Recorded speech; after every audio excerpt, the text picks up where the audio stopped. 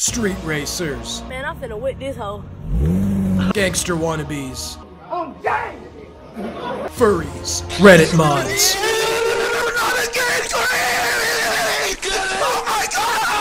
and feminists. Yes, queen. Yes! GTA 5 has a little taste for everybody despite single-handedly starting the violent video games debate. Grand auto theft. Enjoying GTA 5 is tantamount to sucking and swallowing every guarded Auschwitz as far as the Shady Shoals residents are concerned. When the government finds out you turned on that PS5 for Hood Simulator, you're gonna be dancing for your boyfriend in the cell the next day. Rockstar Games, despite never being pregnant, never fails to deliver, making the best gangster put that on hold, I'm told there's a new Saints Row. Big giant. Look at me eyes! Not as big as I am! You fucking are! Donkey! Maybe the cop game will have better luck. I've been informed by a credible source the screen goes black anytime a minority shows up on body cam. Also to my one and only channel member. Hello? I love you. Now let's go smoke some crack off Franklin's ES haircut and play GTA 5 on crack. The game starts off with a routine gang initiation of defiling a bank, just like you should defile the like and subscribe button of its innocence by banging it like you've just been released from your chastity cage for 2 months of good behavior. While I take the time to fulfill my homicidal urge, my hard work is moot, as it appears Rockstar has taken the violent video games message to heart. I'm tasked with the monumental trial of aiming and not shooting, an affront to my morals, to be quite frank, to force the hostages into the closet as agents of the Catholic Church's new strategy after conversion therapy proved itself ineffective, and call my pal Detonate. We stroll in expeditiously and secure 200,000. Excellent. Just enough for gas to make our quick getaway. Paul Blart calculates his 30K salary obligates him to give his life for his incoming penny on the dollar pension, followed by my ensuring his sexual needs are satisfied one last time. 2 detonations are evidently the legal limit as cops arrive to hand my acceptance to the no-fly list personally, but I inform them I'm taking my talents to Kabul as this pistol whipping proved more lopsided than the 2008 NBA Finals, where our titular hero LeBron carried 11 Make-A-Wish kids against the Monstars. Cataclysmically, the mustache confirms my worst fears. My hunting grounds coincide with school zones. Send him to the Detroit Pistons. 5 years hard labor at Little Caesars Arena.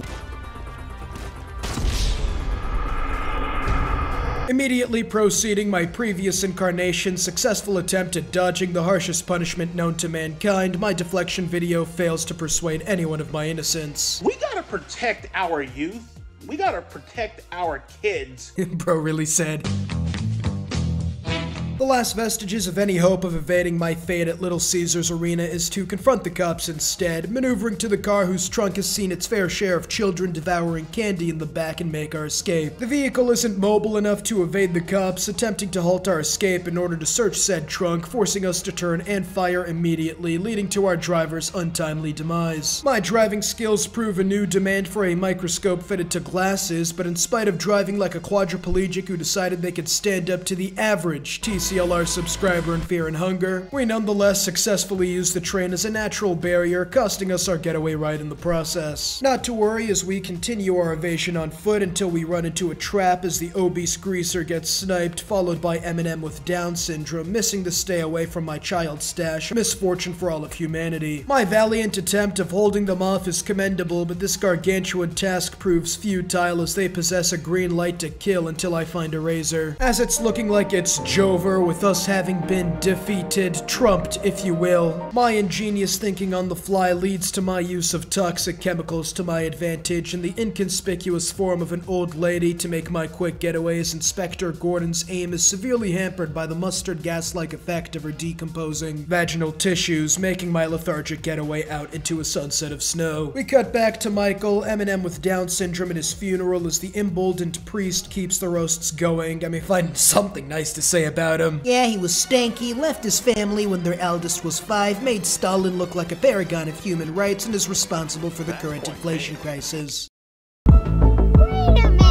As for the fate of the third villain, Brad, his traditionally violent tendencies have in all likelihood have him strategically positioned on the same bus as Fetty Wap. Bro's gonna walk into a cell to find the health inspector awaiting his arrival like, I'm like, hey, what's up, hello? The guards better conduct a thorough inspection of his anal cavity for a wig and lipstick, else he turned his cell buddy to his Bro's gonna have teabag offer his pocket up like, baby, won't you come my way? Arriving to the future, we observe Can't Believe It's Not Michael coping to the therapist of his son's belief that Reddit moderating is indeed a full-time job worthy of any semblance of respect. The therapist feels the need to interject as I'm left aghast that he would dare put me in the same category as my failure of a good copulation, unleashing 5 years worth of unrequited sexual frustrations with my wife on the poor man, informing him of my role as a defender of justice. To avoid the worst case scenario, the session comes to a close, and despite my concerns, the therapist assures me that it is vital for my mental health that I continue giving him money on a weekly basis. After a tour of Los Santos, whose rate of HIV infections has eclipsed 85%, with every piece of littered trash registering a strong positive on any drug test, I arrived to the Hunchback of Notre Dame, falling on tough times after his girl got stolen by a TCLR subscriber. Happens to the best of us. I need to take a minute to reevaluate my childhood, and furthermore, evaluate the options my child has for his bleak future of flipping burgers. A couple of black individuals inquire about a beach house, however, with Michael and his horrific past, racism comes naturally, telling them to piss off before he notifies LSPD of a black duo on white turf until he smells an opportunity, successfully securing the N-word pass in exchange for vital information. I receive the rare opportunity to play as Mike Tyson's illegitimate son, deducing they are not boosting cars and are in fact operating the legitimate business of their own startup garbage removal services.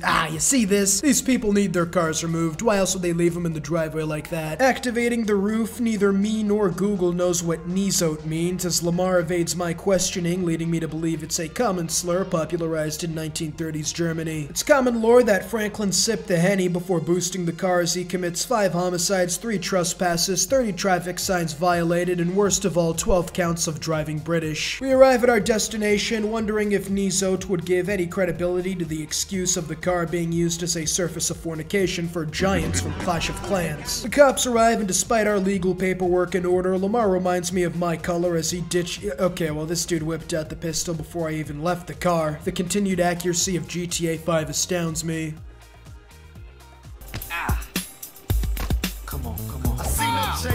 Proceeding the successful evasion of the consequences of Derek Chauvin if he was given control of the entire police body, I appear at Simeon's dealership and get to Nizote, race-baiting a customer masterfully, who swears that his granddad owns a barnyard of talking farm animals. Fool, who you calling a nigga? No, I'm not calling nobody a nigga. Wait, what the fuck? I mean... My Nizote confirms he might not be a racist after all as he continues cooking, while Lamar tells me to observe how he uses his racial powers to swipe the poor man's cat. Okay, well, I'm gonna go before this game eviscerates my Twitter. I drive Lamar home, who repays the favor by informing me of my aunt's fatty making his salivary glands work at full capacity. Despite my informing him of how her chocolate starfish has more bookings than a doctor's office in an Ebola outbreak, it has the unexpected effect of making his erection harder to the point where he tries to make his move right then and there. What's up? Can a low come up in your crib? Man, fuck you. I'll see you at work. Oh, nigga, don't hate me because I'm beautiful, nigga. Maybe you got rid of that old yee-yee-ass haircut you got, you get some bitches on your dick. Oh, better yet, maybe Tanisha will call your dog ass if she ever stop fucking with that brain surgeon, the lawyer she fucking with, nigga. What? After the most rigorous cock and ball torture I have personally ever been subject to, where even Franklin's like, "Aw man, you know, you're probably right, but you didn't have to say all that." And the best part, immediately after concluding my booking to the famous Logan Paul Forest, he goes, "Nigga." Franklin should have avoided the consequences of the last 30 seconds by becoming an average TCLR subscriber, the only known species of Homo sapien to have the power to not only grow but to ordain the appropriate amount of hair growth for optimal pussy securing efficiency. We see here the PSE scale is directly proportional to one's standing in society, backed by numerous Harvard-funded research studies. It's common knowledge that by leaving a like and subscribing, not only can you two get an Aquaman-like aura so strong even Tanisha will call you back, and stop messing with that brain surgeon or lawyer, only after the bitches get off your dick, of course, but 2, more importantly, not miss out on future content. Nigga.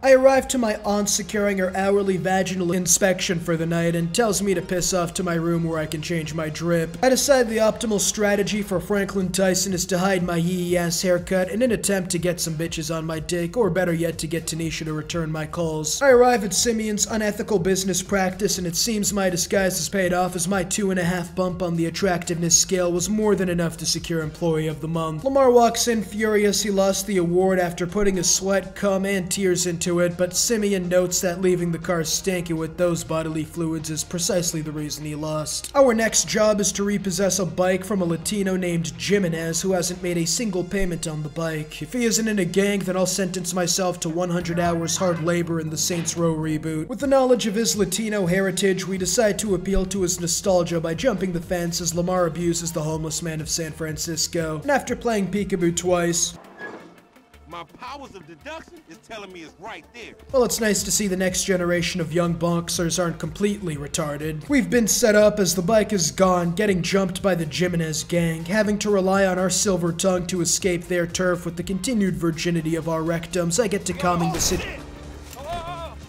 No matter as I concoct a brilliant plan of action. Oh goodness me, look! It's ICE operatives! A brilliant stratagem freezing the gang in place as they defecate their pants in pure terror for the few seconds that Lamar and me take to pop them. We fight our way out using the ICE distraction to its fullest potential, a little too well in fact, as our target uses said bike to make his escape from a search of legal paperwork. I commit homicide of the first degree, taking the bike and make my getaway before the cops show up and send Derek Chavon's regards. Lamar blames his lack of critical thinking on his native blood and what I can only assume to be of racism of the highest caliber, and then just takes the bike, robbing the robber. I go home to take a nap. What? Bro sleeping with his jeans, shoes, socks, even the hat? This performance of pure dominance assertion makes me wonder why Tanisha is still fucking with that brain surgeon or lawyer and not returning his calls. It seems my first instinct thinking Nizot a Jew were inaccurate, as Nizot is evidently an anti-Arab slur. After threatening to blow the car up if he fails to sign the paperwork, succeeds securing the bands in a successful blackmail attempt, he tells me to repossess a car from a kid who hasn't made a payment and is worried the Mad Max LARPer will leave the vehicle unusable if we dilly-dally. He calls me up later, calling me in a racially charged rant, accusing me of thievery and being an infidel, and to kiss my head goodbye as he already has a saber prepared for my beheading after Lamar told him that I was the one who stole the bike. We'll worry about my shoulders later as I sneak into— God damn it, they probably have an alarm for their alarms. How the hell am I supposed to break in? I sneak up the window and spot a bad blonde as I might as well prepare my second head to take control after Simeon beheads the first. However, walking into a stranger's room, open carrying my 1-inch Punisher elicits a suboptimal reaction, unsurprisingly. The second time around, I observe the husband and wife getting it on, making use of my open carry before taking the opportunity to secure the car with little resistance and make my escape. As I get to securing my employee of the month back-to-back, the actual husband puts the 9mm against my skull. I understandably leave out details of his snow bunny cervix getting snowed on by another manse, and saying that with a dude with a gun against your temple would constitute a critical mistake in the art of survival. At the dealership, Michael, knowing I'm urban, tells me to utilize my skills of breaking and entering to its fullest extent, else he sends me the way of the candy van. With little choice, I jump— Sorry. I jump in, he gives me $15 for a job well done, and I take the rewards of my toils and leave as Michael begins beating the goat milk out of Simeon, replacing it with some goldfish, hitting him with the smack that smiles back. Knowing he's an immigrant and that Michael's house meets the requirement of getting eaten by socialist college students who are paying 50 grand for a literature degree, he challenges the brother to a band-off in the court of law, knowing he's got the upper hand. We return to the rich house as the daughter fell for Franklin's charms, but the mother does not want mixed babies, a common occurrence in the Real Housewives of Los Santos, leaving the father to continue his daily hobby of trying to get one of liver cirrhosis, lung cancer, or skin disease to escape from the cell. Franklin shows up and asks for permission to raw dog my daughter. Shouldn't be too big of an ask considering my wife's getting sneakoed by Rafael Nadal right about now. Franklin is here since I got him fired and he's looking for work, any ups I need popped, rides stolen, that kind of thing. Michael explains homicide, genocide, and robbery doesn't bode itself well for a decent quality life and that I should go to college to be able to do that legally. This game is sponsored by the CCP.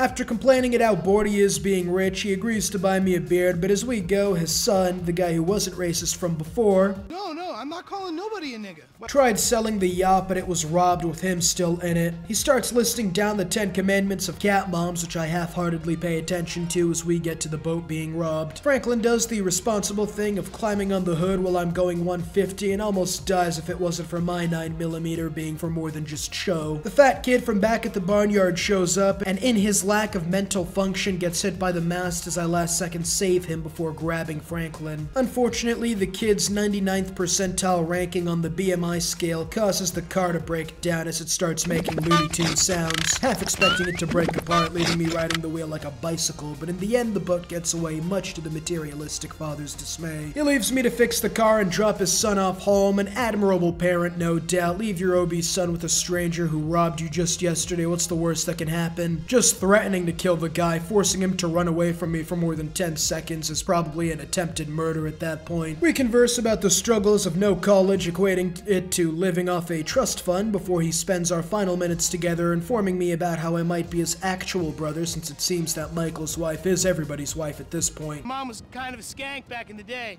See ya. I do a side mission to bang a crackhead, but that was fairly uneventful and possibly illegal considering her stupor estate might constitute a statutory, considering she can barely string together 2 syllables without sounding like Mike Tyson off the perk, so we cut back to Franklin, spying on his mom, doing her work and taking down the patriarchy. Well, I'm sure your little speedwalk has the big suit execs shivering in their boots. The Change.org petition to stop Sudan's civil war has a better chance of working. 500 signatures, really?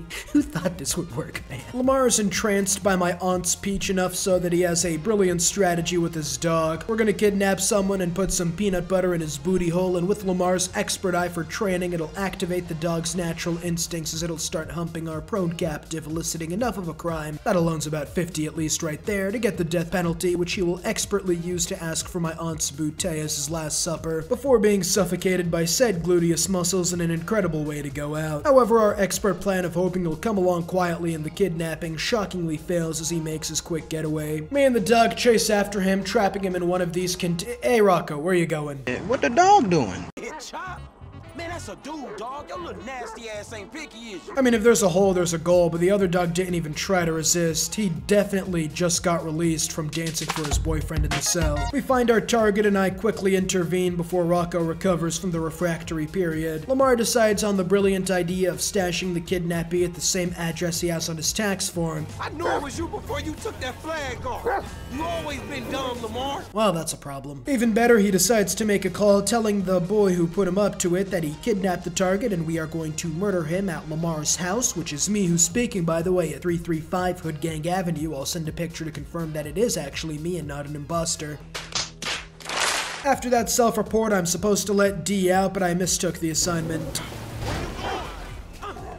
We let him go and continue on our business as we now have the Crips coming after us with nothing to gain. The excellent tactical mind of LD knows no bounds. Next mission, Michael lets his inner demons win before... What the deuce? I get up to the tennis coach, who's essentially a hooker at this point, making my stepkid graciously giving the first procreating session for free before jumping. Lamar shows up, and after explaining the situation... You win? Fuck it, I'm in. Let's roll. Let's get this motherfucker.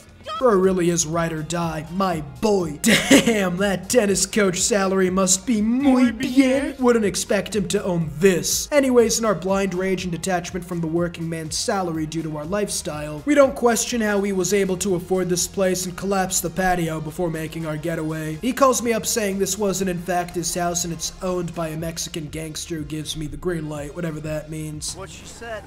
Damn, dude's a kingpin, homie.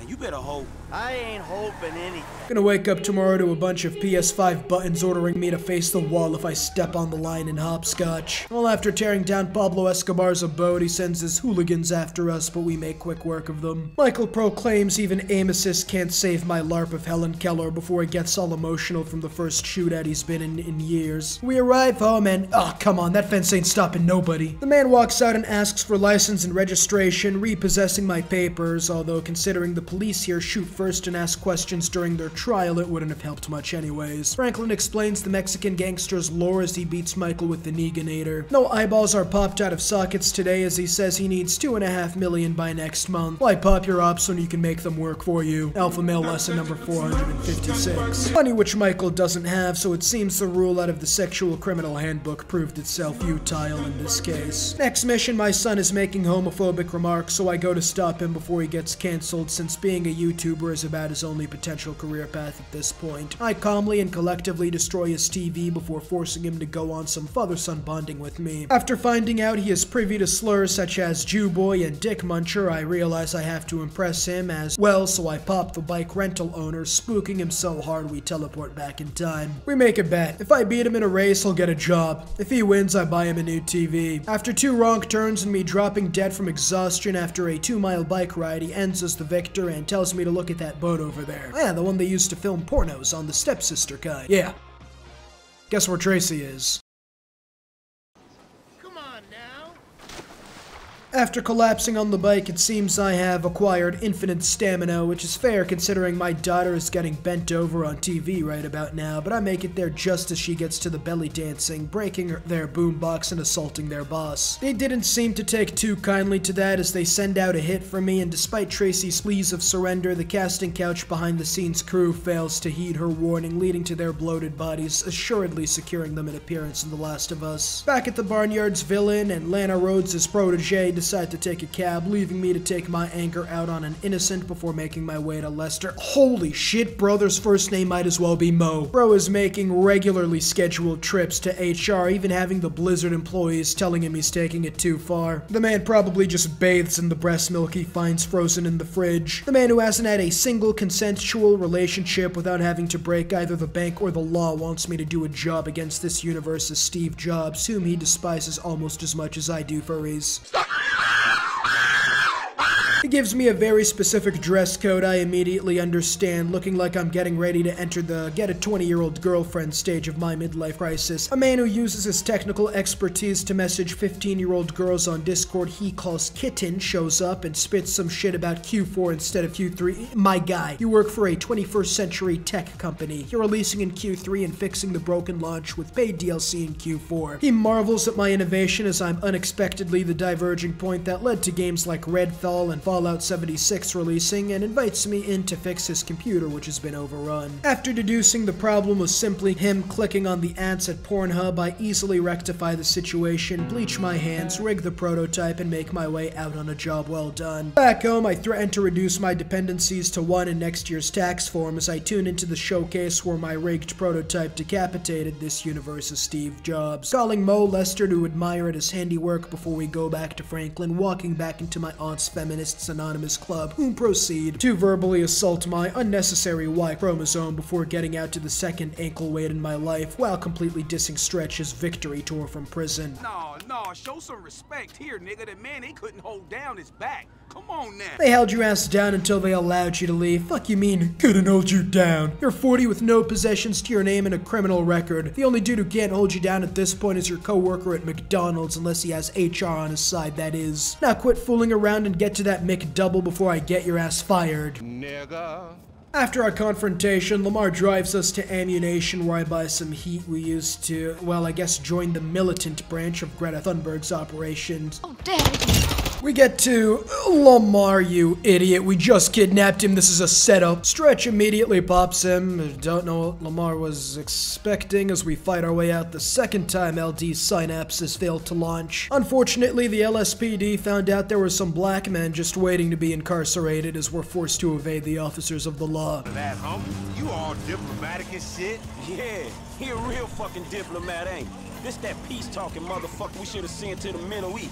Okay, Saints Row can never. Next mission, I'm back at Mo Lester's garment factory, who says my yee-ass outfit would ruin even his already predatory image, quickly switching into more appropriate business attire as I inform him of my need of $2 million ASAP. We agree to rob a jewelry store, going to scour the premises, but I can't find the jewelry store, so I take my anger out on the dog who looks like he just went one-on-one with Mike Tyson. I take some pictures with my spy glasses and flirt with Bayonetta's cousin, who explains that all the expensive stuff is at the counter and various other crumbs of information for the next payout before securing an access point from the roof as Mo Lester has concluded his planning for the most devious of licks. For the first heist, I decide to take the loud approach to ensure maximum casualties and dominance asserted before selecting my crew. I call up Franklin, informing him the job is risky, pays awful, but he'll be able to be at liberty to put 20 years of experience as an 18-year-old on his resume with what I'm about to teach him as he jumps at the rare opportunity. opportunity. I steal a police truck, which shockingly doesn't go over well with LSPD as the tinted windows make them think I'm African American, forcing me to confront their heat before taking the truck back to our base of operations. Me and the Black Love Society go over the game plan and get going, walking out with motorcycle helmets, breaking into the store and stealing all the diamonds and gems we can get our hands on, taking almost $4 million before going out to the traffic officer, falling for our bait as the black guy performing a misdemeanor distracts him from our felonious act. I'm happy this guy has his priorities straight. Store getting robbed for millions? They got insurance, but illegal parking job? Now that's where I draw the line, bucko. You forget 1,000 things every day, pal.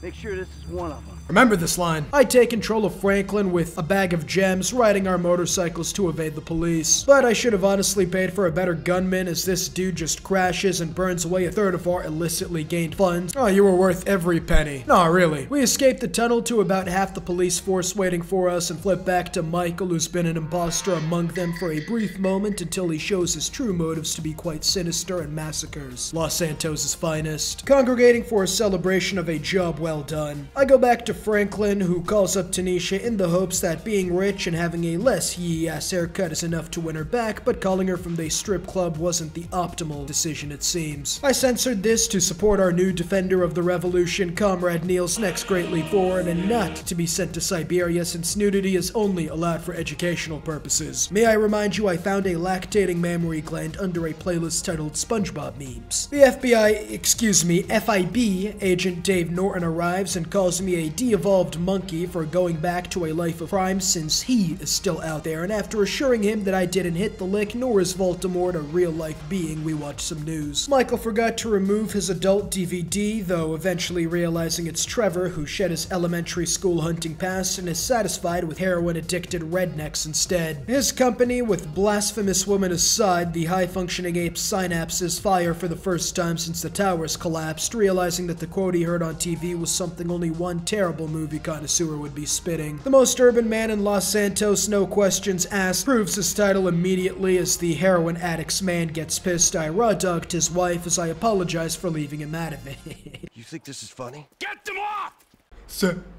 Say sick right now! Eventually, Trevor gaslights the man into apologizing for being mad that he gave him a stepson and gets a little too into it, refusing the apology and murdering the man for having the gall to be mad that I slept with his wife. Now, after that homicidal act of unrequited aggression where I was undoubtedly in the wrong, what do you think our next move is? 1. Turn ourselves in. 2. Hide the body in evidence. Or 3. Go to the guy I just murdered's boys and tell them we're ups now. I get to his boys and tell them to say hi to Johnny's remains at the end of my shoe here. Only sentient party left is this little bit of brain and while helping them through the grieving process. Oh, I like it, denial. That is first part of the grieving process, brothers. Now let's all hold hands, huh? They then go to get a second opinion on Johnny's status, tailing them to the bikers' hideout where I proceed to murder the rest of them then and there before telling Wade to go look for Michael Townley in Los Santos. If you thought that was the end of the urbaning, get ready to hold on to your scrotum because it gets better. For some unknown reason, I also decide to take out our area's kingpin for no reason, pushing his trailer into the river as I complete my takeover of the tri-state area by popping the resident Big Daddy, securing a prosperous future for Trevor Phillips Industries. Back home, I inform Ron about my past questionable facial hair, along with Michael and Brad, who's in federal prison, before pissing in the kitchen cabinet. My business meeting to sell drugs to the Chinese is set up as I go to meet them at the bar where Can't Believe It's Not Johnny's wife tells me I'm banned, but I help her husband win a bar. Husband? He's young enough to be your son. Ain't the internet a beautiful thing, honey? Normally I'd be stun-locked anyone chose you off Farmers Anonymous, but considering the only other option was his sister, my doubts are firmly put to rest. The Chinese walk in as the actual client is using the warm embrace of drugs to give him the love his father never did, and I scoff at the fact of working with a heroin addict, leaving to smoke the superior substance. However, his translator stops me and says he's got bans on bans before agreeing to let them see the operation. Hindenburg calls, saying the Aztecas are pissed I killed their boss, introducing the Chinese to our hospitable Antarctic dorms and killing the rest of the Azteca squad, securing my place as the hillbilly kingpin. Not a very hard task overall, considering their genetic diversity fails to surpass the Habsburg lineage. What the hell is even that? Anyways, you want a tour? I think we have seen quite enough. I'll swing by and sign the contracts, all right? Just ignore the bodies. While I was gone, the bikers took the time to get my killings back in. No, no, no, no! My anime figurine!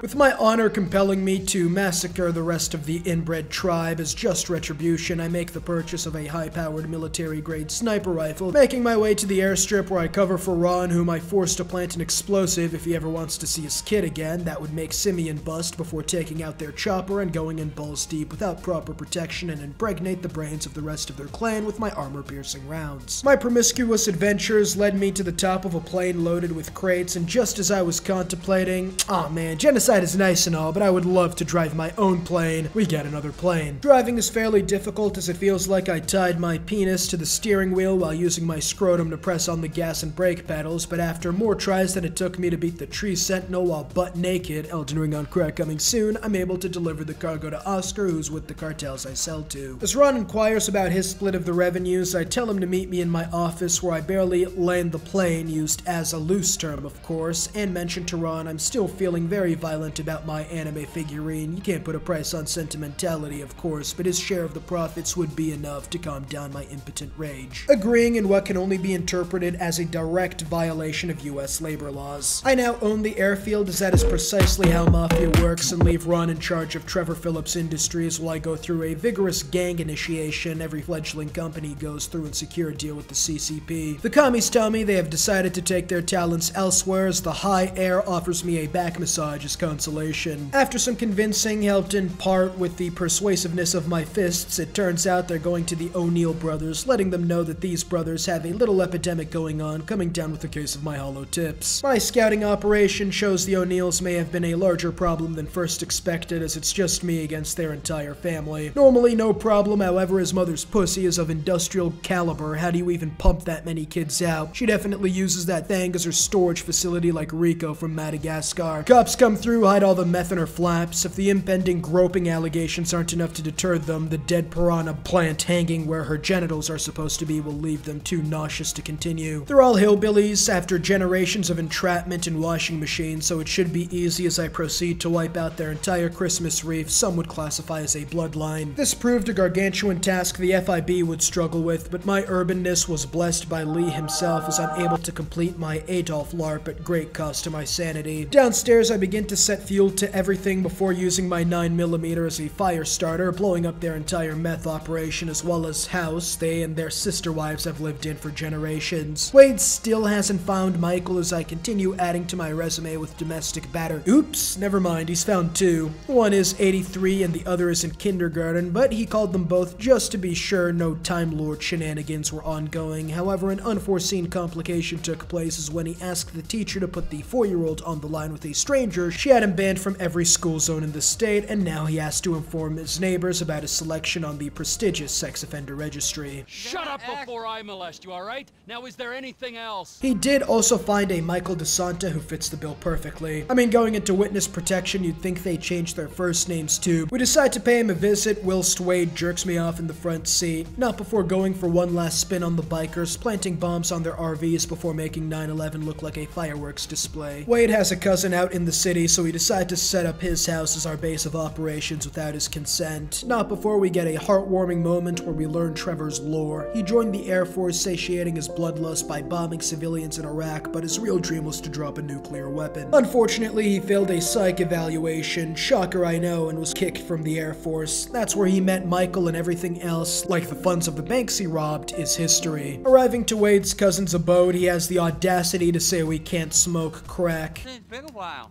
Yeah, I ain't seen you since you was caught in Evelyn's bed. A guy was never proved. Yeah, let me take one for Sherlock Holmes here. No one would ever be caught sleeping with Wade. His genes are completely ruined. Being caught with him would probably constitute a pedophilic act, considering his brain stopped developing in the 3rd trimester. Trevor gaslights Wade's cousin into getting him a beer and securing this place as his base. Cousin's wife be damned. Back to Michael, who finds the devil's lettuce in the freezer and a giant amount of it. Somebody's getting either paid or incarcerated. Michael and his wife fight. As it turns out, he hasn't felt her cervix since Trevor shaved his stash when he found solace in a stripper's arms. Her yoga teacher walks in all namaste, knowing he's about to do in a day what I couldn't do in a decade. Jimmy calls me various racial slurs for withholding the felonious amounts of weed I caught him with. My wife is pissed I'm ruining her baby-making session with the yoga instructor. It can't get any worse. Somebody say yoga?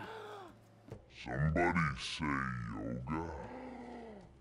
We're Barack! Trevor is mad Michael ran off with the dough and is not 6 feet under as he says hi to the family, and his manners are on full display, complimenting my wife and my son's tits. Namaste.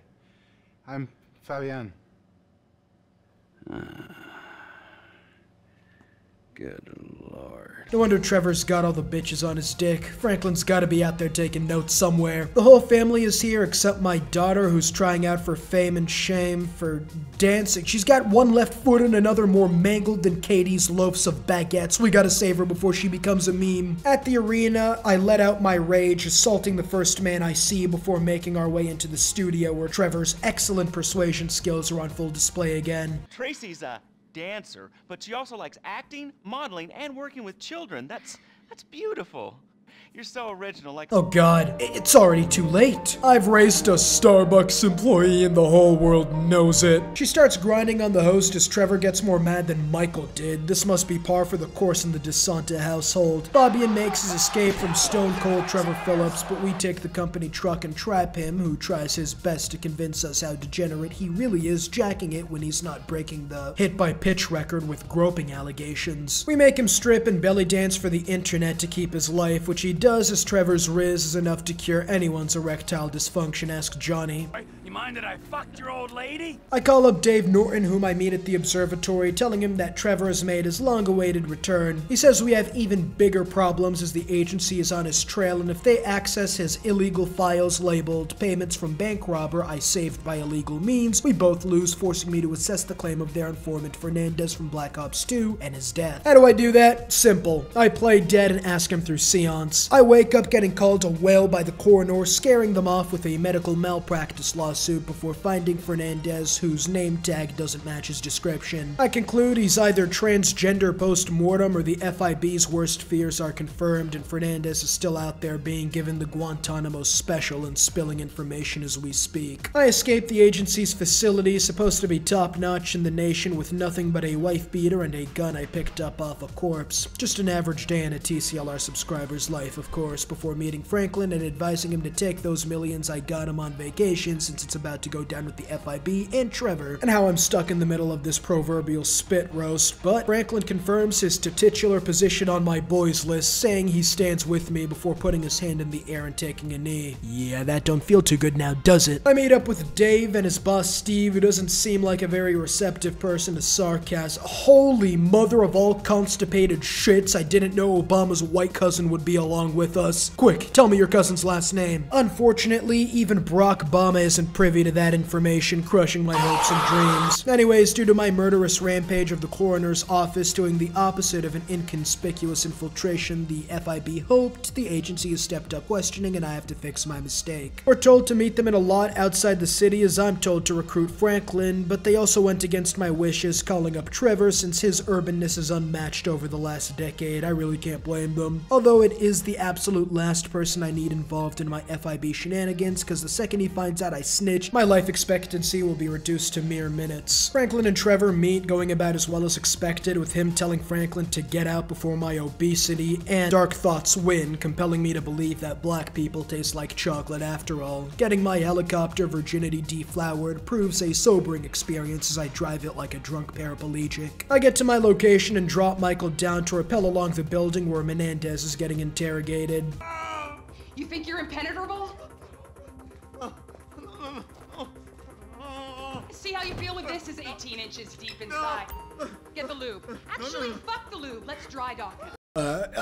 I have information about the FIB's corrupt past, but you'll never get me to talk.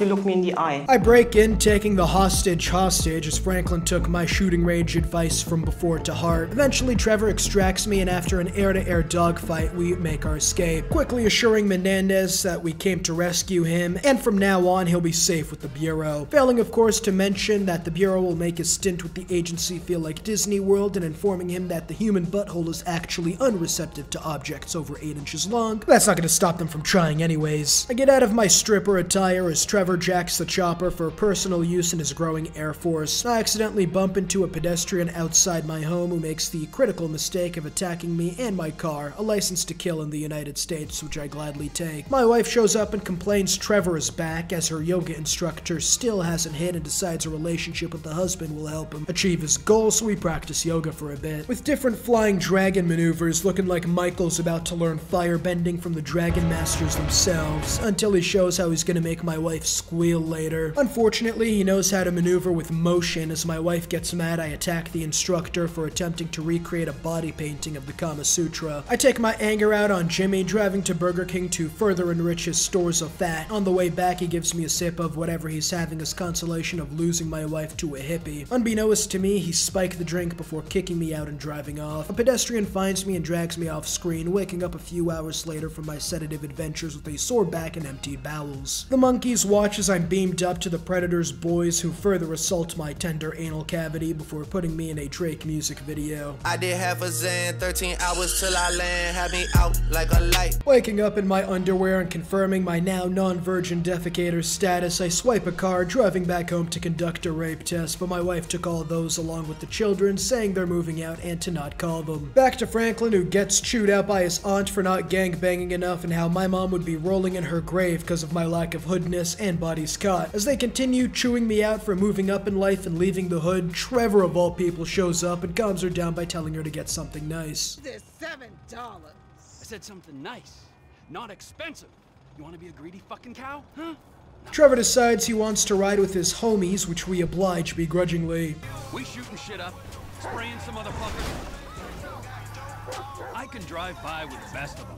I can drive by with the best of them. The cocaine dealer gives us the stuff, but as we leave, Trevor is all about that drug life and realizes this isn't cocaine, this is drywall. Oh, would you look at that? Trevor can drive by with the best of them. Hey, you want to hear a joke? How many fathers were killed today? None, they already left. Trevor walks back into the cousin's apartment, who wants me to leave, admitting he can't lose this relationship because of my fornicating with Mr. Raspberry. Now, Mr. Raspberry Jam, he died a noble death, bringing great joy to a lonely man. Not very many women love him because of his microcho, to the point of laughter from most other women. Very unfortunate as Trevor asks him to show it. Show me, boy! I don't want to. Mine ain't nothing special, but this boy gets the job done. After asserting his dominance, Trevor gets Floyd to engage in bring your abuser to work day at the docks as we prepare for a potential lick. There's only one container worth hijacking, Merryweather, a private military company who has a shipment of a secret weapon coming in, so Trevor decides now is the best time to become a domestic terrorist. Floyd gets us in as Wade is forced to go fix a leaking sewer. Godspeed, my friend. After a few jobs of loading crates, I take some pics of the military cargo for Ron to do some reconnaissance for. Afterwards, me and Floyd make our way to the warehouse, despite his pleas that we aren't allowed. Merryweather stops us as I make an admirable attempt to convince them I'm foreign, which just activates their US military predator instincts, but I get them to take their blind rage out on Floyd, giving me the opening to swipe their blueprints of what's in the top secret container and bolt back to the apartment. As Ron lets me know this top secret weapon has doo-doo protection, I reward him by saying he can get to see his kids again if Trevor Phillips Industries makes a profit this quarter, and continue to the apartment to plan out the heist. Getting home to Wade starring in the sequel to 2 Girls, 1 Cup, 1 Sewer, 2 Cups, I break the picture of Floyd's wife, who I deduce from this large frame frame taking up the entire house to be flogging him even harder than I dubs his girlfriend. I make a Lester-type plan if it was drawn by a 5-year-old during art class where I chose the Freighter approach as Floyd walks in. Furious, I robbed his job, violated Mr. Raspberry with enough ejaculate to give birth to a small town of Smurfs, and damaged Deborah. I'm furious the union allowed Wade to be shat on profusely without hazard pay, as it's going to take an entire team of doctors to get rid of the E. coli infection. And how he needs a bath ASAP before Wade shows his true World of Warcraft self. Being in the same room as him would have you feeling like the SpongeBob episode where they went through that perfume shop. Michael's dog walker calls and says he needs me and Trevor at the warehouse, which Trevor is using as his own personal bathroom. Steve meets Trevor and tries unsuccessfully to keep up with the silver tongue. That guy gets more tail than, than a tail catcher.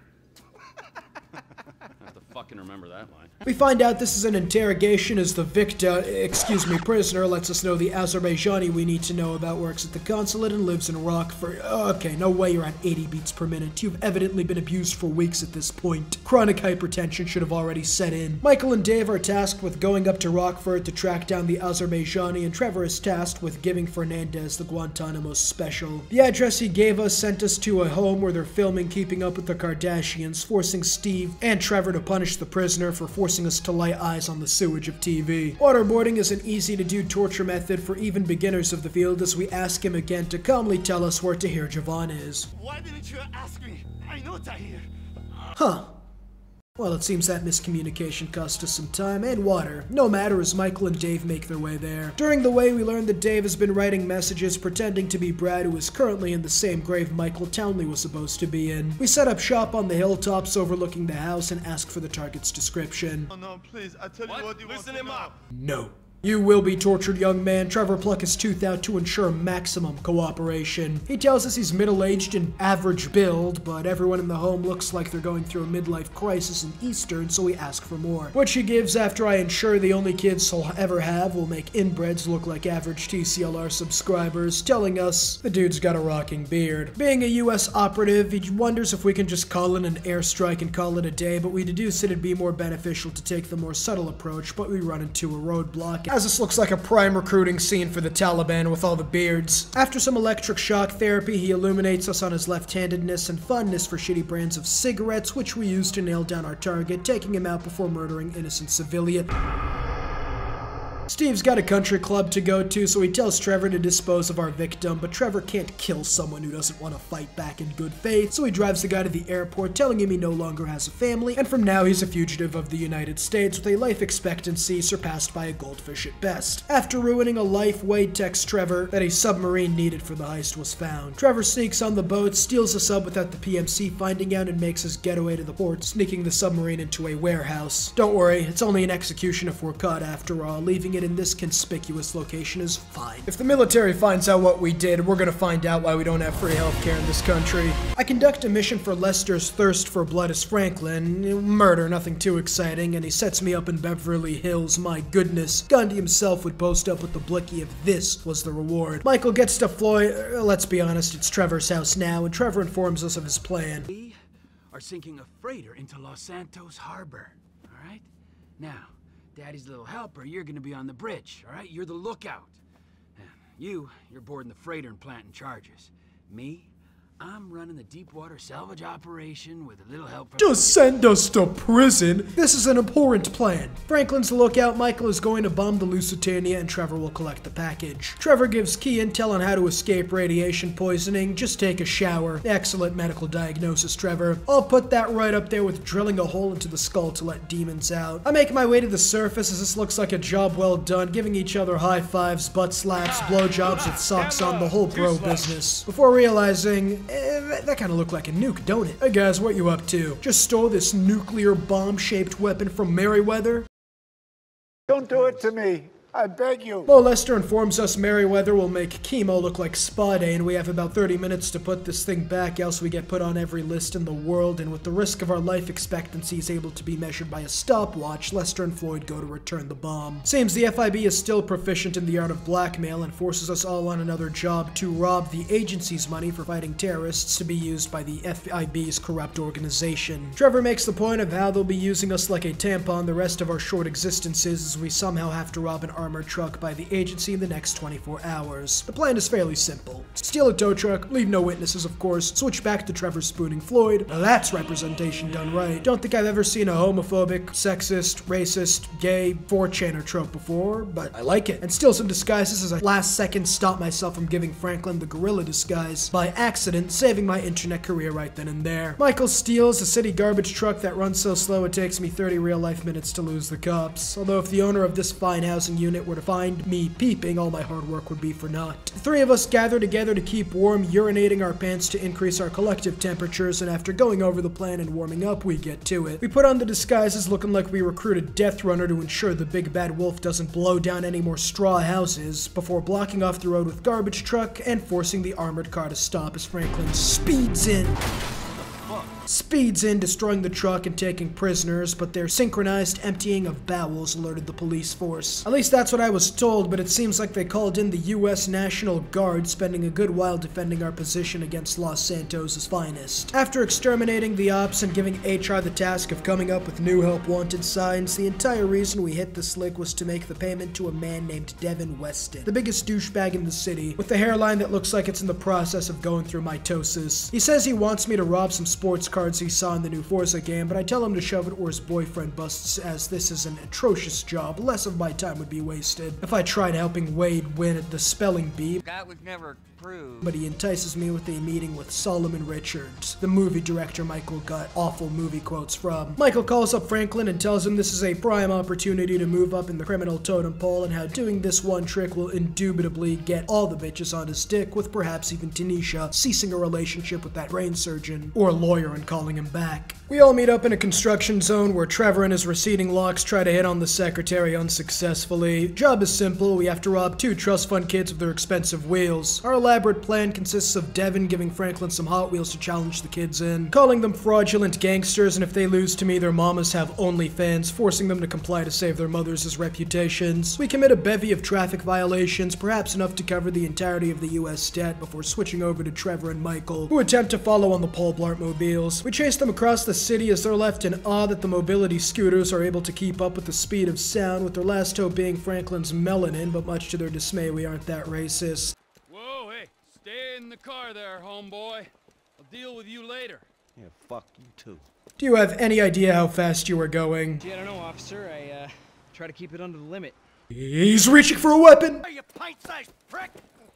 You little shit, get the fuck out of here! We snag the cars and do an actual race with the boys, driving up to the garage Weston is located at. He sucks us off, high fives galore, prostates explored for everybody. Unfortunately, he got us in the fine print as it's only 2.5 cars we've secured, and he pays on completion before briefing us on the 3rd car before going our separate way.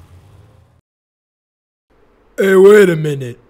We get in the chopper next mission as we identify Chad Mulligan, a TCLR subscriber imposter, the most heinous of crimes, as we track his illegal driving to a parking lot where we employ thermal vision to get Franklin to creep on Chad and take his car before executing him. On the grounds of being a fake TCLR subscriber, which the authorities understand, ignoring my transgression as I make my way to the airport to meet Devin with the goods, who decides instead of payment, he'll pay with knowledge, warning me about the 2 geezers I'm in cahoots with. Michael makes his way to the movie studio, clocking an actor and the witness and his enthusiasm, needing to let out some testosterone before meeting his idol. Solomon laments at how his harem left him and tests my knowledge as I prove my degeneracy by sniping his anime quotes easily, proving myself a man of culture and crusty body pillows. He tells me his co-star and the director, whom he hired for cheap because no talent, is convinced he has copious amounts of talent and his new agent is trying to renegotiate the contract. Well, this won't do at all. This is the United States of America. Lowballing talent is enshrined as a constitutional right. God damn it, last time I checked, the minimum wage was $7.25. Not enough to keep you alive? What has this country become? I'll deal with that for you right away, sir, but no. Happy endings. I arrive to the agent and his client, sneaking through with the utmost secrecy, but my ninjutsu is subpar and I'm found by the agent. We get into a fist fight, but I use him like a towel, utilizing his face to wipe my balls before I get in the helicopter and start speaking Japanese with small nuggets of decipherable English like harbor and for the emperor and pearl, scaring the both of them into agreeing to return to set. All the while, the director gives the actor a reality check of him being a third-rate actor who'd be disappointing if he was making slave wages, and get ready to learn what tall, grande, and vente mean, buddy. My urbanness proven, I'm given the role of associate producer in the anime film he's making, and at the risk of becoming a social outcast, I humbly accept this position. Madrosa tells me to bring Trevor and come to his estate as shirtless Trevor makes an appearance, meaning we are in for an overdose of our daily dose of urban as he takes a liking to Consuela after dyeing her hair. The job is simple. His cousin is testifying against him, so we have to execute him and seize the evidence they've compiled. A fairly simple job overall as Michael sets up on the flak anti-air gun, shooting down the plane's engine as shirtless Trevor is an even more unstoppable force than normal Trevor might as well have gone Super Saiyan, keeping up with the plane and a motorcycle somehow. We eliminate the survivors before snatching the evidence, finding a shirt in the wreckage to throttle his uncontrollable urbanness as he informs Michael of the job's completion, being tasked with dropping off the files while Michael destroys the flak gun, calling up Trevor to see how he's doing.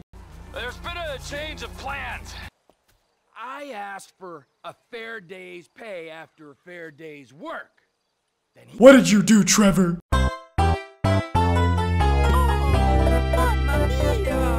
We begin our life off the grid where the Kingpin of Los Santos can't find us and are forced to play as Franklin for the next couple of missions. I'm tasked with getting the fourth car for Weston and bring back its husk, convincing him to win toward the missing parts office. Lamar, what are you doing here? I'm the token black guy to deflect racism. Lamar is getting the last car as he avoids a potential future in the coming class action Me Too Devin is assuredly receiving. I mean, look at him. Michael is missing, so I call him and we find he's turned trailer trash, hiding from the Mexican Kingpin. Trevor is fairly honest with our captive and her future fate, but she takes it reasonably well. Something Trevor's gonna have to learn is run his butterfingers with the dollar bills, meaning his family will still have my undisclosed storage facility as their permanent address. We did find a Merryweather shipment we can hijack, so Trevor and Ron get going while Michael watches over the hostage. We get into a crop duster and take to the skies, locating the military cargo plane and tailing it, having to fly no more than 5 inches over the ground, else we'll have to deal with the Patriot system. Although I don't think it will turn out much better than when Joe, coming home from his 9-to-5,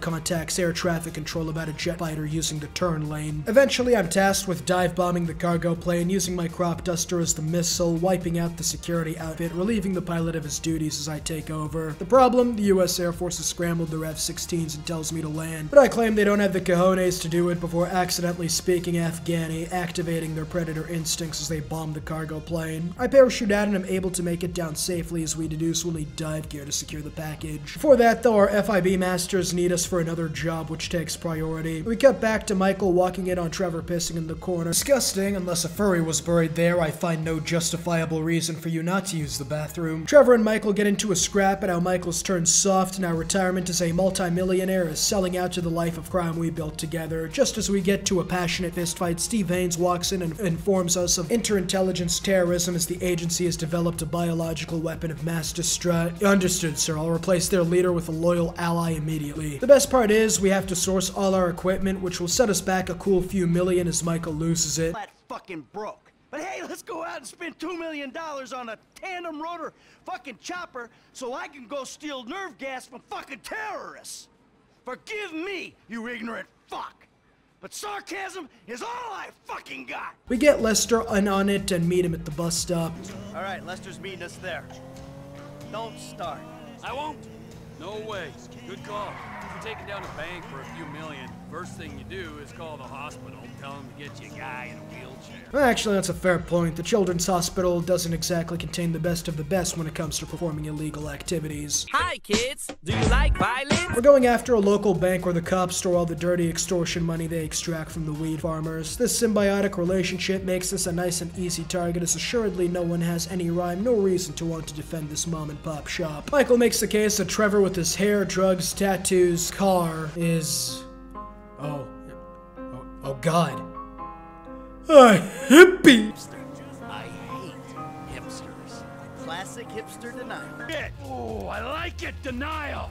That is first part of the grieving process, brothers. Now let's all hold hands, huh? Never before have I been this offended by anything in my entire life. After securing Lester, getting to the bank, and testing its response time, we get comfy as assuredly a bank out in the Hicks would take at least 30 minutes for local law enforcement to show it. What do you mean it's only been a minute? It seems all the extortion money stored gives these cops an incentive to keep this bank protected, as they conclude they need to set up checkpoints and check for papers, which spooks Trevor, still suffering from trauma of having to write that one paragraph essay in the 3rd grade. There's also the practical concern of Trevor being devoid of a license, which will happen around the time SpongeBob secures his. Trevor is a hospitable host who heats up his leftovers. Why the fuck is there an eyelid in this? Trevor digs into what can only be described as the biochemical hazard the FIB have us on this job to extract. Could honestly send him this bowl and trick them into thinking we did the job, although it may be too grotesque and biological for even the US government to use as an excuse. Nah, that won't work. There's nobody alive who thinks such a biological weapon exists.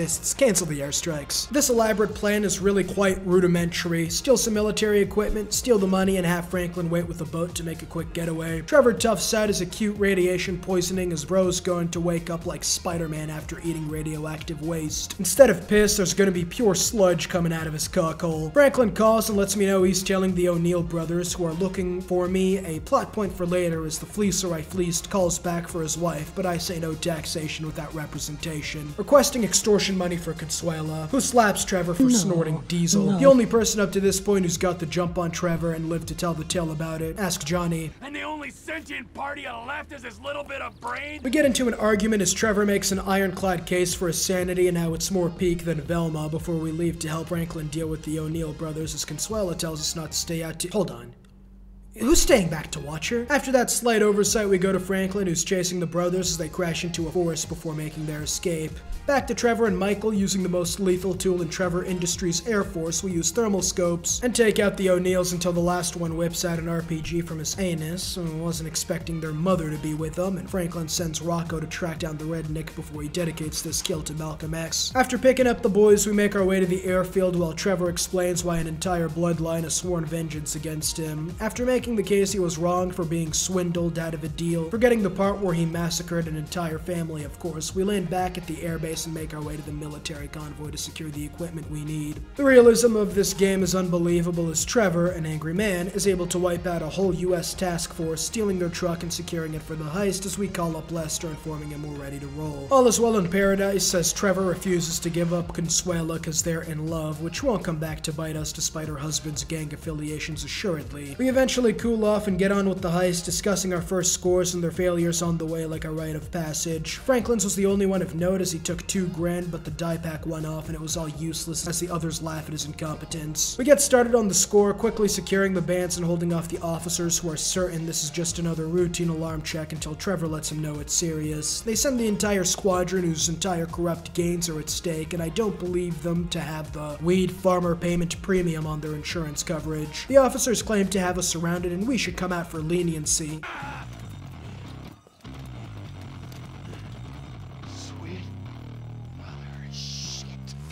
Until we show up with the prototype power armor from Fallout and begin spraying. Franklin informs us the getaway spot is blown as they got the Coast Guard on standby and have to escape while Franklin finds a vehicle. The game's first ever 5-star police chase ensues as they have helicopters, SWAT teams, and everything for a bank in the Hicks. Does the US president himself have a bank account here? More importantly, does Barack Obama have one too? We cut back to Franklin, who secured a bulldozer and is on his way, flipping cars that get into his way, picking up the boys, and just as it looks like we got away with it— why do they have a tank? Escaping into the steel mill and massacring the civilians who in no way stood as obstacles for us, we get to the rail line, proceed to jump onto the train and make our getaway from the Navy SEALs. Brock shows up and takes our bands, giving us a little something for our troubles as he'll give us a call when it's time to begin the heist. Trevor and his maiden walk in as Michael peer reviews the mechanics of Stockholm Syndrome and we go on a train heist. Hoping to be able to use the score to settle our debts with Martin Medroza, we jump on the moving train whose traversal is much tougher than anticipated, anticipated, but eventually after splitting open Trevor's head enough times to qualify as a large enough sample size to confirm what no schooling does to a motherfucker, we take over command as Michael destroys the bridge and scuba diving gear before securing the gold while Trevor holds off the Merryweather ops. While our plan seems to have failed, as all we got was a prop from the last Indiana Jones movie, as this is nothing more than terrible art. Honestly, if this is all that it took to satisfy Medroza, a few bananas and some duct tape would have sufficed. Trevor is enraged he isn't going to see a penny of this though, and takes off with the prize, enlisting the ancient words of finders keepers until Michael offers a trade. The yellow teddy bear in return for robbing the Union Depository, concocting a plan I like to call the final solution. What? That one's already taken. Hitler? Oh.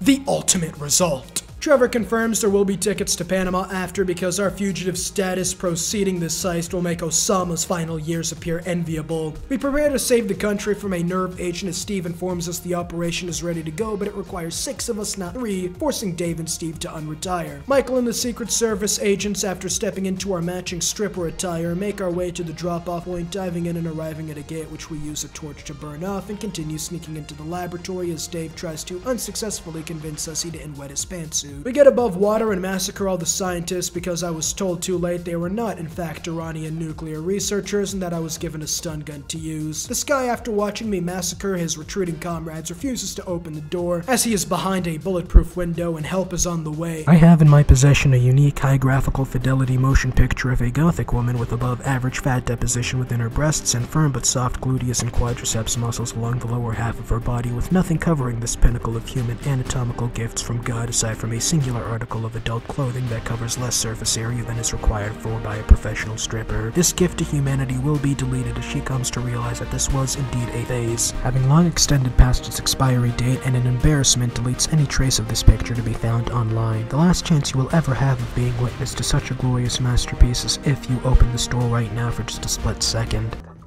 The special agents have the door. Go in there and secure our nerve agent. We secure the nerve toxin, binding it to the biological superweapons' optimal storage facility, otherwise known as my asshole, for safekeeping as we make our getaway, getting cheered by monkeys on the way.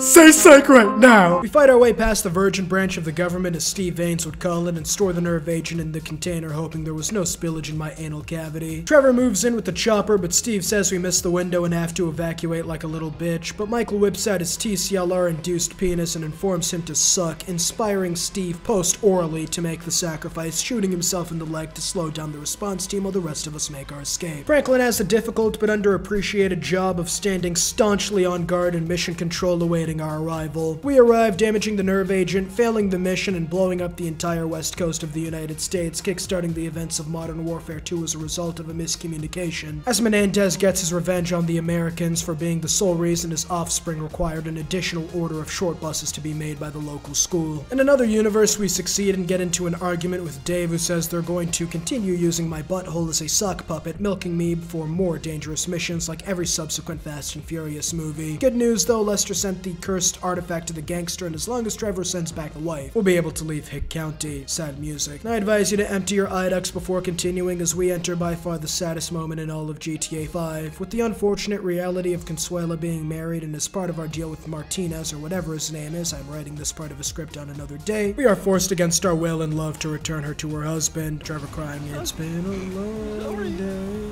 Everyone I love abandons me. I am not abandoned.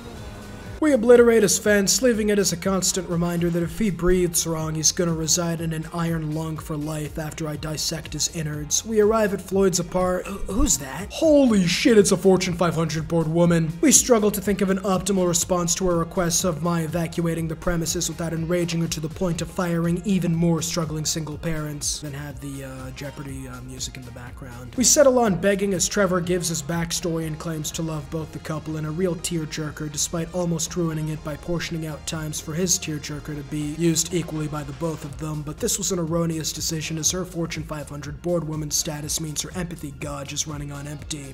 Will you marry me? Get out of my condo! And you go too, Floyd! I told you! I've got a career! I don't need this crap! Yes! There. You there. You're crap, Floyd. YouTube circa 2025 at this rate. She claims she's a shooter, putting the gun up, but as we can see from Trevor's stains of menorrhea, we can safely presume that she was indeed on no Percocets whatsoever. I attempt to sneak back and to view the carnage Trevor performed, but GTA 5 won't let me. No human brain can comprehend what sort of scene occurred in there, as even GTA 5, the game that got parents to rally around video games, is afraid to show us, but it must have been something out of fear and hunger in live action. Half expecting to walk in and find Cartman's butthole attached to Deborah's mouth in a human centipede. Trevor needs a new base of operations and settles on the strip club and gives Wade 2 bombshells to keep him busy for the rest of the game. Seriously, rest of the game this dude's gonna be too covered in titties to do anything. If it's possible, I might becoming immune to movies. Trevor goes to secure a takeover of the business through nefarious means, I would assume, cutting back to Michael coming backstage with Franklin and Mo Lester as we discuss the fable of the big one. The big one. The big one! What is the big one? The Union Depository, a legendary heist that would enshrine us in GTA history as the GOATs. We drive to the bank and conclude it's about as secure as Grandma's bank account from Nigerian princes. Back to Trevor and his journey to violate every street corner in the city, we discuss busting Brad out of prison with Lester, who reroutes us to Michael for further assistance in the matter. Getting in a helicopter and chasing the Brinks truck, which is loaded with gold. Eventually getting their route, a perfect plan of ambush, and inspecting a tunnel that runs under the depository. After driving Franklin back and further alluding to what happened in the Weimar Republic, or North Yankton, I guess. I still have no idea why Ludendorff is the name. We drop him off at his home and get back to our house, where Trevor shows up unannounced for the final time as Michael breaks. Trevor, thinking it's about getting his Twitter canceled, claims we are as diverse as they come, and Emily with the blue tips got nothing on us. Michael isn't having it and says he's quitting after the depository, and raging Trevor, who's pissed Michael wants to take care of his family instead of becoming a top 10 FBI, FIB agent, excuse me, that would make Raymond Reddington look like small fry. Trevor, for the first time since the Cold War, has an electrical impulse, reaches synapse, and realizes something. Who was buried in place of Michael? You treacherous piece of shit! Uh-oh. I make my way to the airport using my constitutional right to clothesline someone observing my property too intensely on the way. I get to the airport, spend 30 minutes confused on my objective before getting onto a plane to Germany. We get some flashback scenes figuring out what happened after Michael got shot. To boil it down in layman's terms, Michael wanted to protect his family, so he gave the FIB details on the heist at the start of the game in exchange for them turning a blind eye to Michael's history. Dave lets Michael go. Dave gets all the rewards for pretty much stopping the biggest bank run in US history. Took some convincing of the missus, but eventually he got her to see that high taxes and homeless people shitting on the hood of your car is better than Antarctica before executing his plan. I get to Trevor digging up the casket and finding Brad inside. He is understandably enraged Michael sold them out, making the baseless claim Michael works for Zuckerberg before they pull heat on each other. They both got genital surgery before this though, with no one having the balls to do it until the communists launched their attack on American soil. Trevor escapes and Michael and his car he got from Wish.com stops in the freezing cold, taken prisoner by Mao Zedong's finest. The president, Wei Chong, gives us a call and after some cordial exchanges makes the claim he has my partner. No. He stole my anime figure.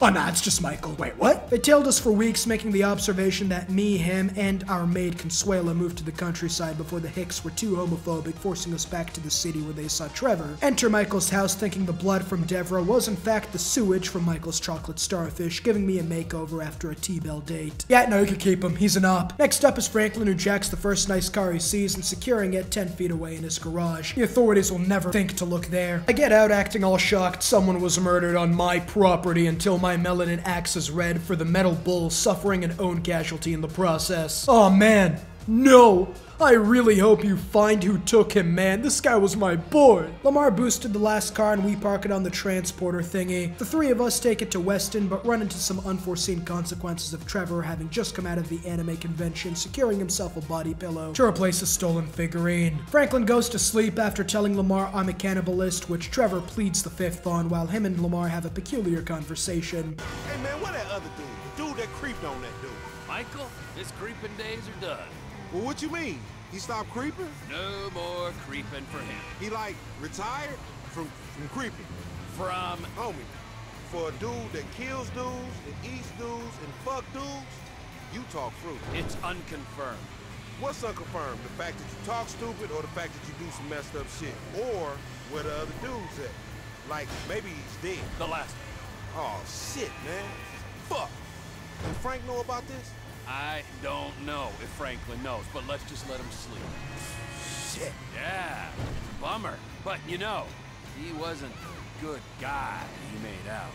That dude was a killer, a thief, a liar, and irritable as shit. Yeah, a liar. Above all else, a fucking liar. Homie, you sound like some bitch he ain't called. Like, he lied to me. I am some bitch he didn't call for 10 years. The cops end up on our tail as Franklin is forced to sneak out on one of the cars and get himself on the most wanted list after assault on an entire department. Finally, with all the cars secured, I go to the secretary to get paid and... Mr. Weston is one of the most brilliant investors the world has ever... It's a miracle he gets any investing done, what, with the extra 150 pounds permanently on his nuts. Yeah, speed it up, he isn't gonna hit that with your beef curtains. That comment enraged her as she says Devin is going to hold on to our money and invest it, which is rich people terms for you got scammed, sucker. Lester asks me about Michael and his whereabouts, but I don't know where he is, as we realize Trevor might have some inkling of an idea and could be behind his disappearance. I arrive home as Anicia Sarkeesian, whatever her name is, his grip on my aunt's pussy is tighter than any man with unchristian thoughts could ever have. We are women, have no doubt. We are women, we are free. We are Shut the fuck up! Thank you. Well, what color's your brigade? That is official, Trevor is my boy. He trips and falls as the lights were brighter than expected after he makes my boy list as I laughed, and Tate, realizing the risk to his reputation, is enraged and threatens to pot me if this ever gets out before switching between one of his 50 personalities every 5 seconds, like that one level in BioShock where you get different powers every 2 minutes. Eventually telling me about Michael and how the CCP is turning him into Xi Jinping's fuck toy at this point before murdering another man. But he's a POC, so the cops don't respond to my call, nor did the paramedics, evidently. Back in Xi Jinping's femboy laboratory, they're preparing Michael for the CCP Special 69 off the walls of Tiananmen Square. Nothing ever happens there, though, so them being gay never happened technically, saving their political careers. Going back to Franklin, who was given an app by Lester, but we have a time limit until Michael's is permanently depeonified. Moving at lightning speed, I reach the embassy they used to track Chinese nationals on foreign soil and wipe out the guards before getting to Michael just as the last vestiges of his corpus cavernosus connective tissue is hanging on. After a tribute to The Last of Us Part 1 protecting Franklin, he sews back on his baby maker before the both of us play escape from Wuhan. They send a commando squad after us. We're supposed to evade— hold on, what if I just pop him? Yeah, that's much perkier. We arrive back as Franklin asks why Trevor wants to do what Xi Jinping just tried, as I have to explain the whole story of our experiences in Germany, how after the war we had to make his escape, and the deal he made with the Allies to join their space program, making a very convincing argument that Franklin won't understand, because after you got a family, it replaces that dog in you with Barney the dinosaur. I get to Lester's factory where he fired all his employees, and not because he put the Lester in Mo Lester, but because he had to make it look like he wasn't prepared to make anything less.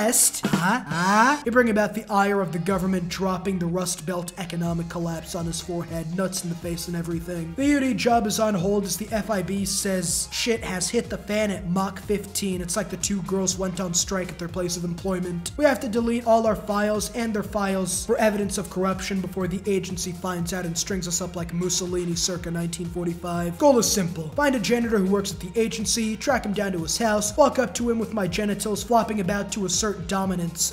Well, unfortunately, the plight of being a TCLR subscriber screwed with my plans. I decide hiding my unnatural power is best, as Molly is a low-grade gold digger, walking in and telling the janitor she doesn't deserve you, and if you give me your key card in disguise, I'll spook her into your arms by playing as the janitor god while you courageously come and just spray water on me and save her, as Michael ensures he won't be of any trouble to us. Enjoy your beer. Looks like Charlie Chaplin fell on hard times, huh? I find Franklin patiently waiting for us as I tell him the news of Steve Haynes' bulb still firmly lodged up against my prostate as I get him to go secure the architectural plans for the agency for us. I get back to the movie studio where the agent we beat up is assaulting the old man while the security was just watching. I chase down the millennial asswipe. Yeah, I just popped him. Makes my life a lot easier. Getting back to my name on the screen as I call my family to tell them about the great news. A voicemail, but I'm sure they'll pick up. Franklin follows the architect sec in what I can only assume is going to be a Tom and Jerry skit, almost getting caught out, but he just wants to give me a hard hat. A black man dies under their watch, gonna need a fortune to hire the PR team and protest Klano crew. I sneak behind the engineer. Anyone know this guy? They weren't expecting my heat to be in operating condition as I take them out, steal the plans and all that, giving me 3 stars. So I'm forced to evade the helicopter they sent after me. What the hell did I just steal? The architectural blueprints to the White House itself? Eventually I get back to the inconspicuous garment factory out of business as Lester gives us 2 options. Set fire to the building or sneak in like ninjas. You already know which one I picked. I employ the best of the best to run the streets with me and we get cooking. But before that, there's a 20-minute segment where Jimmy realizes what taxes and rent are and says he's a fat shit that I ruined, and because of that, I should buy him a car. Amanda, my wife, is mad I didn't come over and act like I care, so that's my next mission, and as I ask about Tracy, Jimmy tells me she's fine, she's a star. What? She's a star. You piece of shit! Ah, you made me a pouty fucking hipster. Ah. You're not watching TV. Should I draw his 3 pubic hairs? Ah. I get to Amanda and Fabienne, who is essentially using her as a sugar mommy and says our shits have ankle weights attached to them, trying to move out of the digestive tract with how constipated we are, taking an innocent bystander's laptop, shattering Fabienne's vegetable suppressor gene, and throwing the laptop on the ground to make sure it's really broken.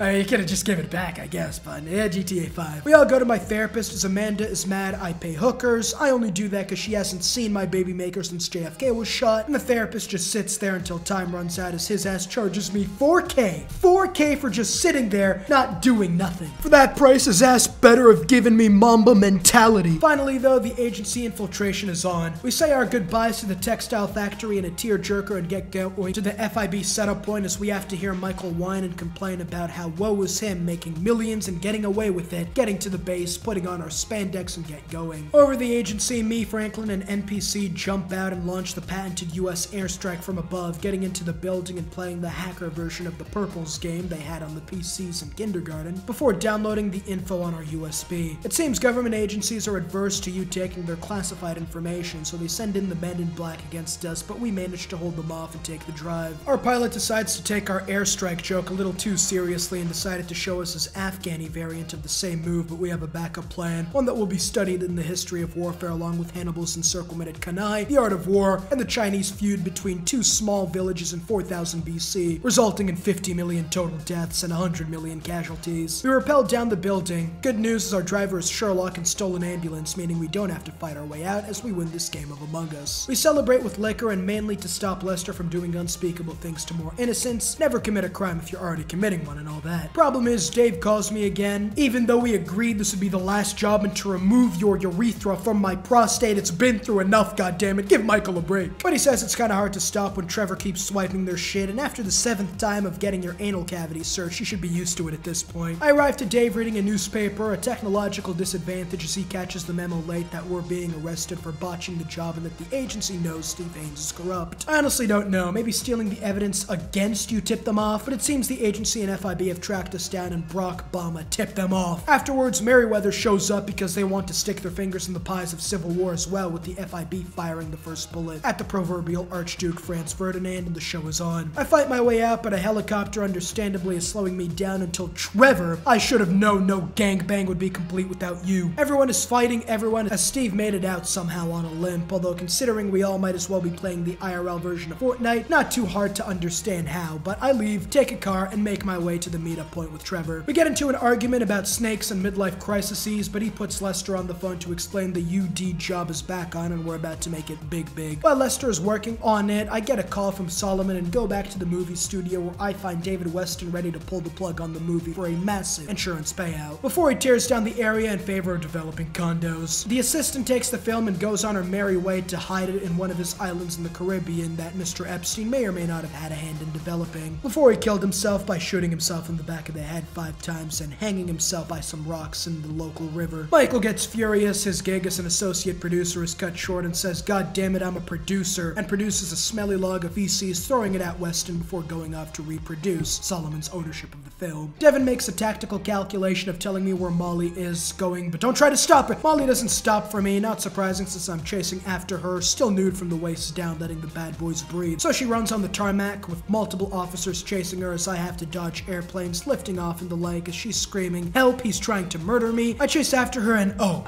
Look out!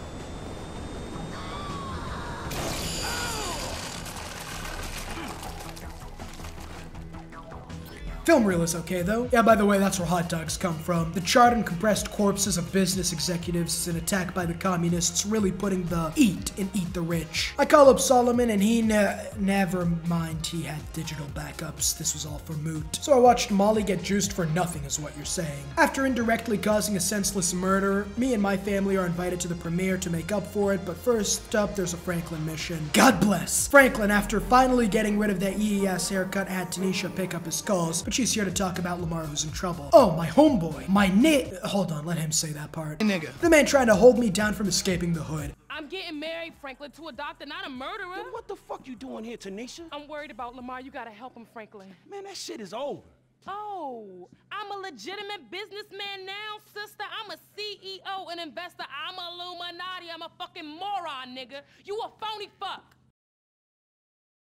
I don't think the haircut was the problem, guys. He's about to be killed after getting set up by Stretch. Again. See, at this point, I feel like the Charles Darwin effect starts to kick in. So the bitch who's mad at me leaving the hood behind, tell me, how many hood dudes are neurosurgeons? After guilt-tripping Franklin, he sets out to save Lamar. Again. At least this time, he brings in the squad. Honestly, just tell Trevor they're trying to secure a deal with the CCP. He'll get Lamar out easy. Him and Michael keep arguing, but I can keep them on the same side for long enough to help us as Mike takes sniper position while me and Trevor decide on the brilliant tactical maneuver of attacking the front gate. We break in, save LT who's still pissed I wanted to get out the hood, but agrees to come with me if he has to. Nah, stay there, bro. Didn't know you were having the time of your life. We'll get going. Hey T, you got to tell the people up at the strip club that your boy Long Dick drank for free. You heard? Okay. Trevor Phillips Industries doesn't do free. You might as well try to post Nintendo gameplay and hope they don't try to go band for band in the courtroom. I try talking some sense into him and his parlaying as every time he tries his cheeks get spanked. I try, but he is adamant that he is hood and blames me for moving up in life with toxicity at its finest. Bro doesn't care if he wins, just as long as I lose. He asks for money and I graciously give him about 20. Damn, man, way to keep a nigga down, my nigga. I mean, thank you, I guess. Okay, first of all, if your gangbanging ass could get your synapses to fire, you would have more money than you would ever need. And second, maybe you could get yourself a job if you removed that yee-ass tat you had on your neck. Better yet, maybe you'd get some bitches on your dick. Nigga. Oh, my bad, Mr. Gold Card. Excuse me, sir. Thank you for helping out a post-street nigga like me, sir. You can go now, sir. Thank you. Thank you. Thank you. Oh! Ah, shit. Wait, Lamar, I'm sorry, come back. They tell me that Trevor is an unstoppable force and the only person urban enough to take him out is a dude from the hood, and they want me to pick the kill Trevor option in the ending. I see why they picked me, though. If the only other option they had was Jimmy, the urbanness would not be anywhere near the required amount. As Michael is making his way to get his tux done, Dave calls me and says everything was pinned on Brock Bomb and that Steve is somehow a hero, and all we have to deal with is Trevor. Trevor? Hey, Merriweather. Chinese gangsters, general insanity. Okay, yeah, fair point. I pick out the absolute drip and meet Jimmy outside who's got a business Zoom meeting at 6 and is playing pickup with his... at 9. We get to the premiere where the abused face of Jones is ecstatic at the potential of the next celebrity wardrobe malfunction while me and Jimmy rendezvous with Solomon. Bother you for a second. I'm Laszlo from Fame or Shame. I do some acting on the side. I was wondering if... Oh, yeah, of course. You should come see me, kid. I think I got a project that would be perfect for you. Oh, that's fantastic. It's called The Closet. Jones decides Solomon is right and comes out the closet on national TV, but it's still 2012, so he's called a variety of slurs before I start wondering where my wife and daughter are. Devin Weston. Uh-oh. Hey, look, about your secretary. You could get another one. I mean, the last one was getting kind of old anyway. She was already 22. He says he got his revenge, though, as my daughter and wife are both stuck in the washing machine at home. Twisted fuck! You're a dead man! Let's go, Jim. I get home to the hooligans, graciously hearing the hollers of my family and unstuck them from the washing machine as the porn producer, never seeing anything so blatantly in disregard to the industry standards, gets mad, packs up and leaves as I help God pack these devils up for hell, saving my family and continuing to pop the ops. But as I make it up, there was one left, and just as all hope seems lost, my goose cooked, balls cut off, prostate plastered with white viscous fluid. It's not. What was that? Someone there?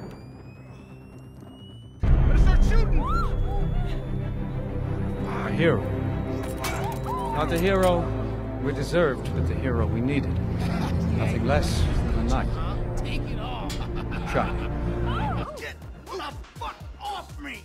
Well, I guess incest is only a hop, skip, and jump away from step incest. I call up Lester and tell him I sent my family away as the Merryweather guys attacked me directly, and instead of perhaps calling in evidence or dealing with the Devin Weston problem, something that would help my current situation, we decide the best course of action is to just do the UD job. I arrive at the club where Wade is still plastered like he lost his sanity in that one part of Fear and Hunger. You know the one I'm talking about. We get to the start position and plot out the Union Depository raid. After Trevor and Michael fight for the 13th time in the last 38 seconds, we have two options. Sneak in after hijacking armored cars, or just cause a distraction out front, make him think we're retarded, and then backdoor. I decide we should sneaky link and pick out the best people I can, even getting Trevor's meth cook, who's a solid 99 overall in 2K. We need some equipment though, and I choose Franklin and his high stats in driving and urban to quickly acquire the police truck we need, and then spend the next 40 minutes picking up a car Lester sent to my phone, modding it and storing it in probably the only dog shit mission in the game. It was doo-doo. Finally though, we're ready. Job is fairly simple. Lay out the tire poppers in police uniform for the UD truckers, take control of the operation and use them as hostages to get in under the threat of execution if they squeal. The hostages cooperate, of course, not wanting to separate their head from their soldiers, and Onions 86 is let through. We show our IDs and all is well until Trevor, oh god, he left in the pedo stash. After some judging and a 50-50 coin flip on whether authorities would be called and hard drive seized, he decides to let us through, thankfully. We make some small talk before getting to where they're keeping the gold. That is $200 million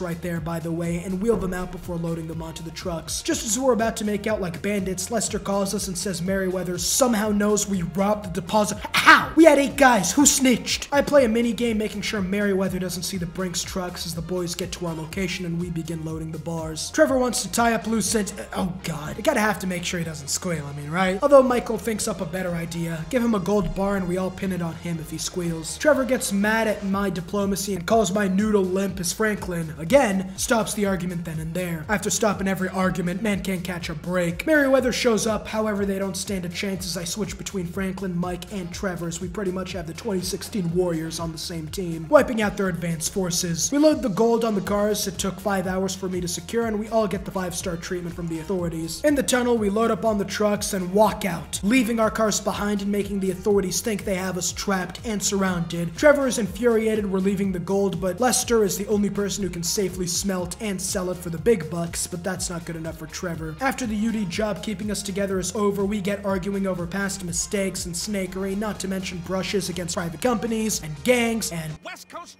douchebags!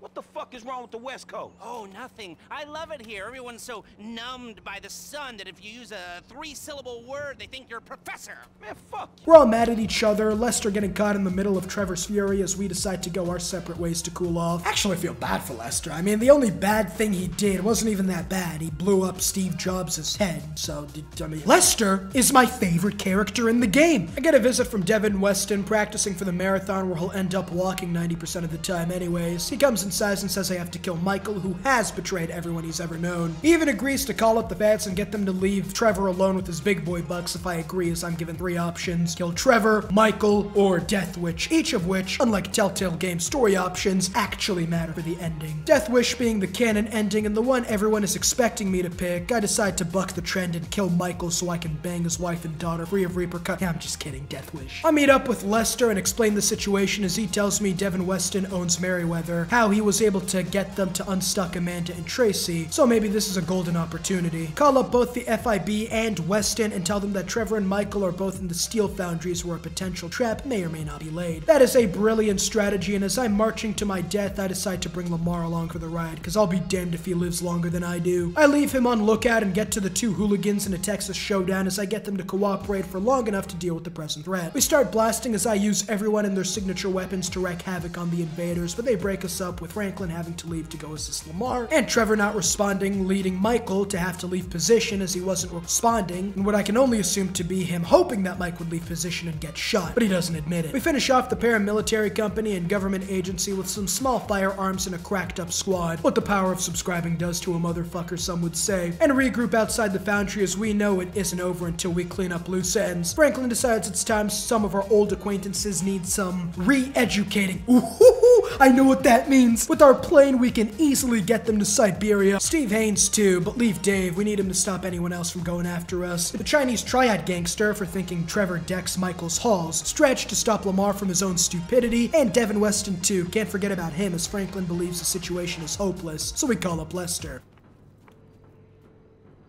Who is this? Stop calling this number. Hey, it's me, dawg. You're alive. I'm saying it again, Lester's my favorite character in the game. Didn't even think we could do it. Bro is just as shocked as me that the plan worked. He gives us some whereabouts and doxes the ops in their current locations as Trevor wants to ice Steve. Franklin takes a triad guy, and Michael takes Stretch. Excellent. Get the people not involved with the storylines to deal with the ops. They won't expect it. You see, if it's Trevor going up to Stretch with Franklin, that's a little bit of a problem. But with Michael, he'll colonize them before they even know what hit him. First up is Trevor, who sits on the pier with his sniper rifle out, Second Amendment and all that, as he snipes Steve in the middle of his recording for a commercial. Franklin comes in next as we drive by the triad and wipe out Chang Sr., forcing his druggy son to take over the gang, making it only a matter of time until they collapse. Finally, it's Michael, and just as I expected, they didn't expect a white boy to come up and run their fades. Oh, dang! Nice place, nigga. With all of us done, it's time we deal with Devin as Trevor makes his way to his house, deals with the trivial security. Wakey, wakey! I stuff him in the trunk and get going to the rendezvous point as he tries to reason with me, but Trevor reminds him that he's retarded, dropped on his head as a baby, dropped out of school, and is just plain old stupid, and that he just wants to kill Devin because it's fun. I have never seen such baseness, giving up money not for family or love, but because homicide is enjoyable. Although considering we've made Los Santos' population halve in the 20 hours we were here, it's more appropriate to term it with the Geno prefix. Trevor stares off into the sunset, taking a nap to the pleasant sound of the pleas of a dead man as the others show up. Hey, my bad, homie. I picked C. Ain't that a bitch?